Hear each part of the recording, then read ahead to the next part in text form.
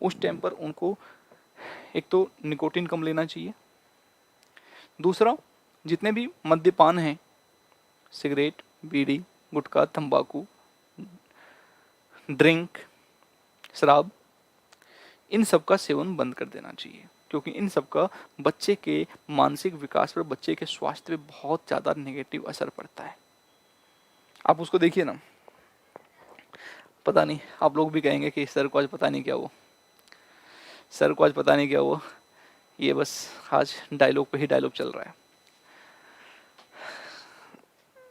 मिर्जापुर है ना web series, उसमें जो दद्दा त्यागी है, दद्दा त्यागी कहते हैं कि भैया गुड्डू पंडित, हमसे तुम जो चाहो धंधा करवा लो, हम सारे धंधा करेंगे, इलीगल, सारे इलीगल धंधे करेंगे, लेकिन अफीम का धंधा नहीं करेंगे। गुड्डू पंडित कहता है क्यों, वो भी तो इलीगल है, गाड़ियों की चोरी करके बिकवाते हैं वो भी इलीगल है, हथियार का धंधा करते हैं वो भी इलीगल है, अफीम में क्या दिक्कत है।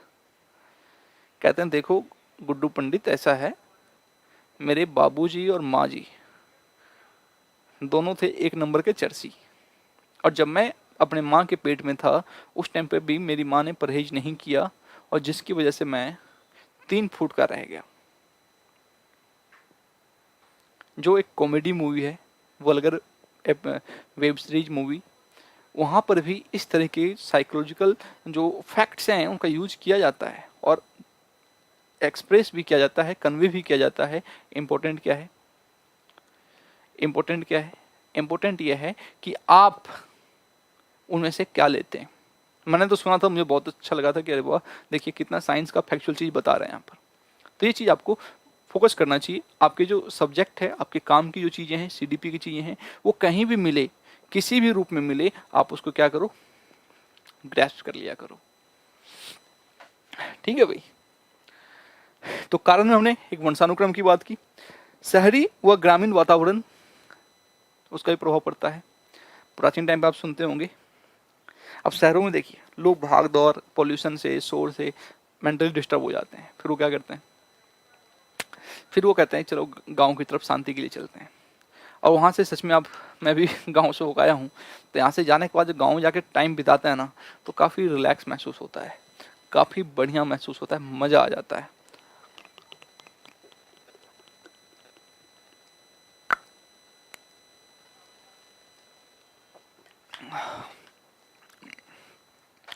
डन है। इंसान को बार बार एक्सरे भी नहीं करवाना चाहिए। आजकल क्या क्या क्या देखता हूँ कि आजकल जो ये जितने भी गायनों के डॉक्टर हैं, है ना, और बाकी डॉक्टर्स भी कोई डिसीजन लेने को तैयार नहीं होते, डायरेक्ट हर चीज़ मशीन पे भेज देते हैं। डॉक्टर पे गए, वो अपने आप कुछ नहीं बताएगा, पहले 70 तरह के टेस्ट लिखेगा। क्यों? क्योंकि उन्होंने जो महंगी महंगी मशीनें खरीदी हैं उनकी कीमत भी तो वापस आनी चाहिए। यदि वो दिन भर में एक पेशेंट का टेस्ट लिखेंगे तो उसकी कीमत तो वसूल होगी नहीं।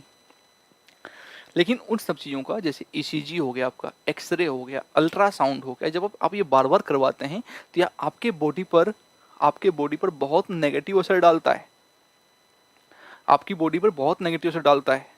कैंसरस भी होते हैं बहुत ज़्यादा, अल्ट्रासाउंड खास करके बहुत ज़्यादा नेगेटिव इम्पैक्ट करता है। लेकिन आप सोचिए, देखिए, मैं देखता हूँ कि जो गायनों की डॉक्टर्स वगैरह हैं, आसपास कई फ्रेंड्स वगैरह से भी बात होती हैं, डॉक्टर्स वगैरह में कई सारे फ्रेंड, तो बोलते हैं कि हमें ऐसा बोला जाता है, वो हर मंथ एक प्रेग्नेंट लेडी जिसको हेल्थ की केयर की सबसे ज़्यादा ज़रूरत होती है, उसको हर मंथ वो लोग अल्ट्रासाउंड से गुजारते हैं।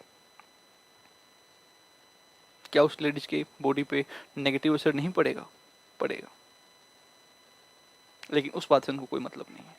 एक्सरे वही, बार बार एक्सरे आपकी बॉडी को बिल्कुल जर्जर कर देगा। एक्सरे बार बार, रेज हैं वो, आपकी बॉडी को चीरती हुई इस पार्ट से उस पार्ट जा रही हैं। नेगेटिव इम्पैक्ट कैसे नहीं पड़ेगा? पड़ेगा, बिल्कुल पड़ेगा। ठीक है, तो ये सारे कारण हैं आपको। शारीरिक आघात, कभी आपके बॉडी पर कुछ चोट लगा हो, जैसे कई बार होता है कि हम गिर गए, सिर केवल, या किसी ने सिर में मार दिया, इसलिए कहा जाता है टीचर्स को, और मैं बिल्कुल सही समझता हूँ, पिटाई जरूरी है। पिटाई, बच्चों की पिटाई करने के लिए शरीर का कोई अंग खोज लीजिए जहाँ पर बच्चे को नुकसान होने की संभावना नहीं रहती है, लेकिन बच्चे के सिर में ना मारें, क्योंकि बच्चा विकलांग हो जाए इससे अच्छा है कि बच्चा पढ़ाई ना करे, स्वस्थ तो रहेगा, शारीरिक रूप से स्वस्थ रहेगा तो कुछ ना कुछ पढ़ लेगा, बिना पढ़े भी कहीं ना कहीं सक्सेस हो जाएगा। लेकिन यदि वो शारीरिक रूप से विकलांग हो गया, बेशक आप उसको साइंटिस्ट बना दो लेकिन अपनी जिंदगी को एंजॉय नहीं कर पाएगा। और चलिए, उसका तो जो होगा सो होगा, आप भी अपनी ज़िंदगी को एंजॉय नहीं कर पाएंगे यदि आपकी वजह से कोई बच्चा विकलांग हो गया और उसके पेरेंट्स ने आपके ऊपर कोई केस लगा दिया तो। इसलिए अपने अंदर थोड़ा सा जो पेशेंस है, धैर्य शक्ति है, उसको डेवलप कीजिए। खास करके प्राइमरी टीचर बनने वाले हैं वो लोग, सेकेंडरी में वही हाल है। टीचर्स के